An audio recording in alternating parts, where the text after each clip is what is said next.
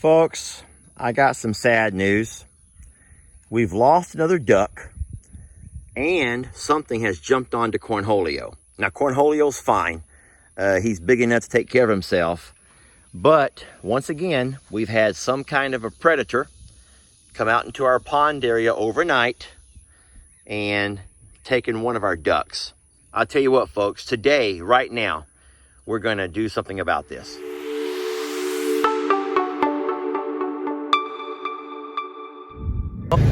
All right, so let me talk loud so you can hear me. While I was mowing along the lane here this morning, it's when I noticed all the feathers. And I want to, after I park the side-by-side, I will kind of show you where I am in proximity to my pond and where everything went down. All right, so let me kind of show you where we're at here in regards to the pond. All right, so the pond is right across that fence right there. That's where the pond is at. And that's where all the ducks hang out at night. And the little cemetery, our little private family cemetery, is right here. And I found all of the duck remains drug over here into this brush pile. I'm not going to show you the remains, obviously. That's sad. There's kids who watch. But you can see that whatever got that baby drug it over to here to eat it. These are all feathers. I know I've mowed over them by now, but these are all the feathers. Just the saddest thing to me. And so whatever it was, let's take a little walk. Whatever it was had to have come out of the high grass. And this is the pasture, the field that I bale. This is where I get all my hay. It's pretty thick. So as you can see, very easy for things to hide in. And I'm guessing they come out of the thick woods over there. That's a lot of acres of really thick wooded property, folks. And I'm guessing that whatever is getting my ducks is coming out of those woods, coming across this field, hiding in this tree line. And at night, as we sleep, it's coming right across over to here. Whatever it is, it's either small enough to climb through the panels of my fence, or it's able to climb up these wooden fence posts, climb up and over. Now, if you're all asking about the little duck house that Sister Kim made, the duck house has not really worked out for us as a duck house per se. It's been taken over by turtles. So it's a real neat little turtle house, but we're not getting any ducks to live there for safety. So instead, they're all laying around on the ground here. They're all finding a spot under the windmill or over here under the pine tree. And that's where they all choose to roost at night. And now, poor Cornholio, wanting to be part of the gang, has come down to hang out with them. And whatever it was that got my little duck also snatched onto him. Now, he's big enough to fight his way out, so Cornholio's going to be fine. He lost a few feathers, but he's fine. But one of my little brown ducks was not so lucky. Whatever it was big enough and strong enough to pull it back through the fence there and drag it all the way to the tree line where I think it felt safe enough to stop and eat. Okay, so here's what we're going to do. I've already called my nephew Jake. As you guys know, he is an exterminator by trade. That's his profession. But not only does he do the kind of things that you picture an exterminator working on as far as termites and fleas and ants. No, he actually does small game. He will trap things from anything in your attic, be it raccoons or squirrels, obviously mice and rats, snakes. And so he's going to come out this afternoon and we're going to talk, and maybe he can set me a trap. So the hard part about this is that I want to capture whatever the animal is without capturing the ducks or the geese. and I don't want them to get caught up in his traps. So we'll talk to Jake and we'll see what he says, and then we will go from there. All right, folks, I'm back. Today I got my nephew Jake has come over here, and I'm walking out towards the pond now, and we're gonna figure out if we can try to catch this here critter. He brought a steel, not a steel trap, a box trap in the side-by-side here with him. You see any tracks? Well, we got some coon scat right here. Okay, so coon scat. Yeah. So if you don't know, folks, coon scat would be what they refer to as coon poop. I don't want to get over there. I'm not wearing any shoes. I'm just got my flip-flops on. I don't want to get up in all that mess. Yeah, I've seen coon over here, Jake, and I've seen coon tracks. That's what I was afraid of. Well, since they're coming over here, I think that'd be a good spot for the trap. Okay. So let me ask you. We can catch something right there. Huh? I don't know if we'll catch something right there, though. Because it's for... I don't know if the coon's name is Tiny Tim or not. Jake, stop all your jokes. Jake is scared to the trap over here because he's afraid we may catch Tiny Tim. Hey, no, seriously though, how do you know we're going to catch the coon instead of catching one of those ducks? I'll show you. Okay. Those marshmallows? The marshmallows. Let's see. So you threw a marshmallow to the ducks, and they're walking over there to it. No. So you're trying to say that ducks don't like marshmallows They then? like marshmallows, but this might be a problem. So you're going to bait the trap with marshmallows, and we're afraid that we're afraid it may be a problem to our goats. I hope the goats aren't going to go up in there. Oh no. That's Mr. Huck, and he probably does want a marshmallow. Yeah, that might be a problem. Maybe I think goats just like plastic bags, not marshmallows. You're probably right. All right, so we're going to put a trap over here. So we're going to put a trap over here. We're going to bait it, and then we're going to hope to catch us a raccoon and get rid of our little problem. And you know that's not near high enough to keep away from Mr. Huck. No. All right. Now Manny and Brady have come over. All right, watch your foot there, Jake. You didn't even bring your boots.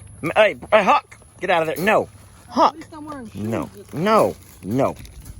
It's not broad daylight, but it's not dark yet. It's not even dark yet. And look. You see that? Looky here. Look at this. Come here, little guy, little girl. So, you've been the one taking on my ducks. I cannot believe this is a baby. You're a baby. You're a little baby. Bring it up. I'll come to you, Ellie. I'll come to you. I'll come over there. This thing has been wreaking havoc. I say this thing. This is a baby. I wish Jake were here to help me with this. Nephew Jake. Guys, you know we've lost so many babies. No, Maggie. We're going to have to take this thing and release it. Look at this. I know. It's not even dark yet. I thought these things... Hey, here, help me carry it so I can video, will you? No, calm down. Just carry it by the handle and don't put your leg too close. That's a baby. Oh, he's mad. Yeah, he's mad. Carry him by the hand. We're not cut out for this line of work, folks. We offer forever homes to most animals, but not little raccoons. What's that forever home is the wilderness? Careful, put them in the back of the side by side. Okay. Oh my God, he's trying to bite me. He can't bite through his cage. Ellie. Yeah. Seriously, I'm speechless. And I'm never speechless. I don't know what to say. You're never speechless. I am never at a loss of words. And folks, listen to me. L.E. is over there playing basketball. He's shooting basketball. Jamie's over there. You can still see her. She's feeding the ducks and geese, hanging out with Pebbles and Bam Bam. And all of a sudden, we hear the noise of boom. And I thought maybe one of the pigs had been, you know, over messing around or something. And I walk over and look. Look at you. Oh, look at you. You're a duck killer. All right, well, we're going to take him to the woods, Ellie. All right, so you'll have to drive if you don't mind.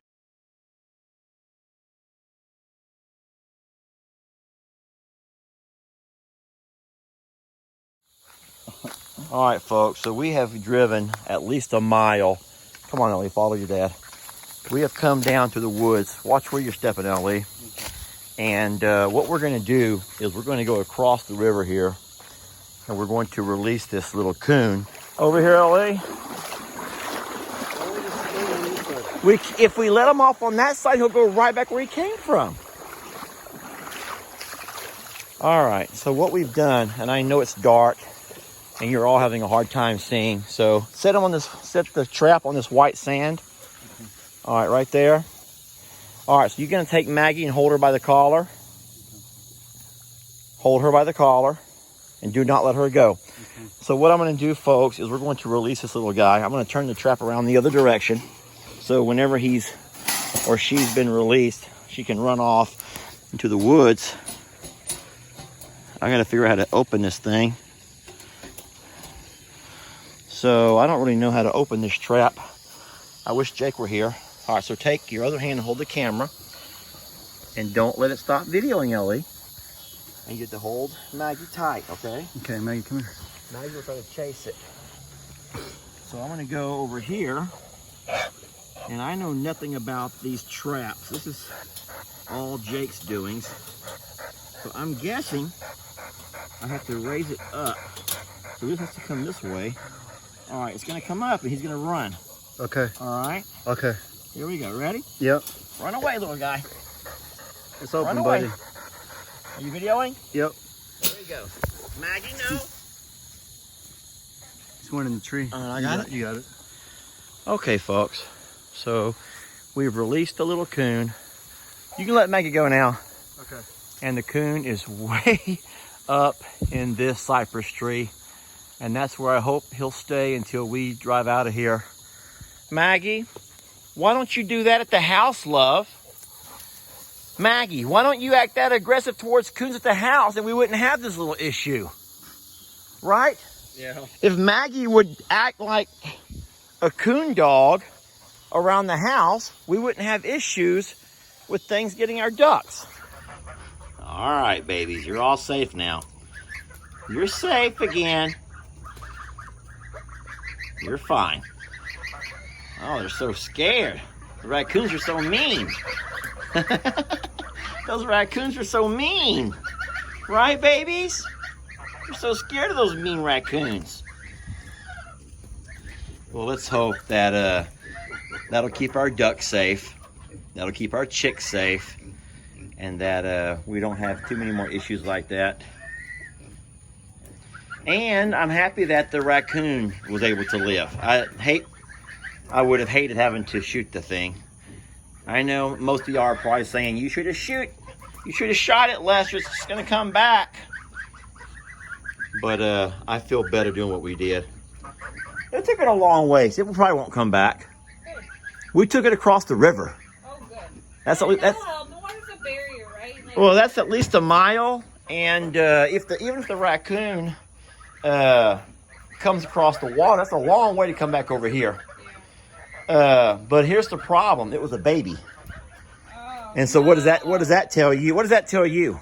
There's a mom and more babies. That there's a mom and more babies. So our trapping days for Jake may not be over. Better call Jake. Better call Jake.